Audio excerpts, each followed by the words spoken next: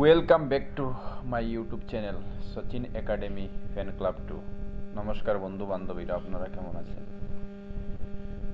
আমাদের আসাম রাজ্যের মাননীয় মুখ্যমন্ত্রী ডক্টর হিমন্ত বিশ্ব শর্মা মহাশয় গত দু-একদিন আগে যে ফেসবুকে এসে তিনি বলেছেন যে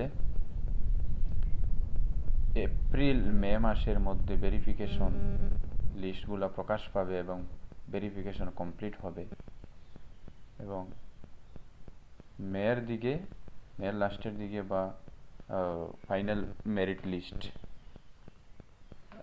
অক্টোবর মানে আগে ফাইনাল মেরিট লিস্ট বাইর হবে।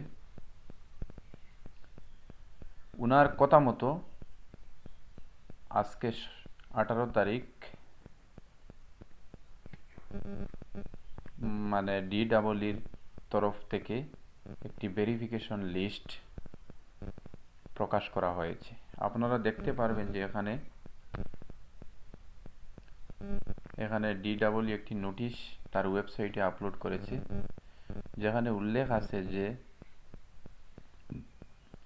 এই যে 2023-এর 26 December 26/12/2023 for recruitment to the post of regular teacher LP-UP school under Assam as follows, যেটা 2023-এর 26 ডিসেম্বর তারিখে যে DEEর তরফ থেকে একটি রিক্রুটমেন্ট নোটিশ জারি করা হয়েছিল 5550টা পদের জন্য। সেই পদের ভেরিফিকেশনের একটি লিস্ট আউট করা হয়েছে DEEর তরফ থেকে। তো প্রথম কথা হলো, আপনারা এই লিস্টটি এখান থেকে DEEর ওয়েবসাইট থেকে ডাউনলোড করে নেবেন এবং পুঙ্খানুপুঙ্খভাবে আপনারা চেক করবেন যে আপনাদের নাম এখানে আছে কি না। যদি না থাকে তাহলে দুশ্চিন্তার কোনো কারণ নেই, আরেকটি লিস্ট আউট হবে, যেটা second phase physical verification list out হবে, যেটার ভেরিফিকেশন আরম্ভ হবে 11 এপ্রিল 2025 থেকে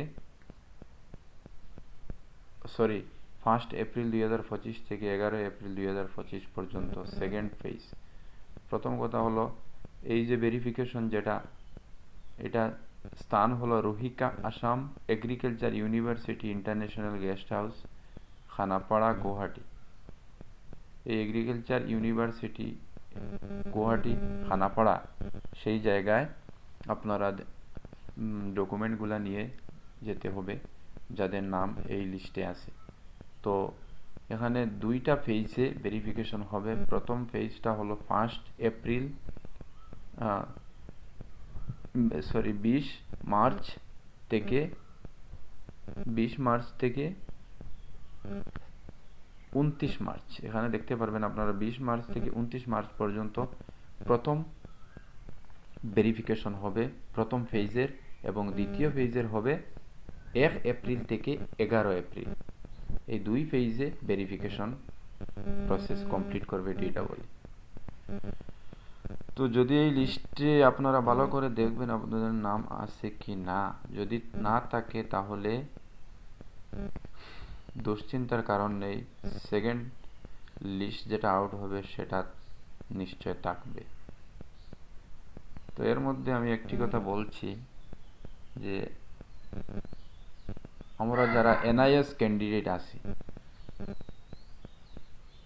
যাদের নাম এই লিস্টে নাই, এটা একটি দুশ্চিন্তার কারণ মহামান্য উচ্চতম ন্যায়ালয়, যেটা হয় সুপ্রিম কোর্ট SC, সেটার তরফ থেকে অলরেডি আমাদের পক্ষে রায় হয়েছে NIS ক্যান্ডিডেটের পক্ষে।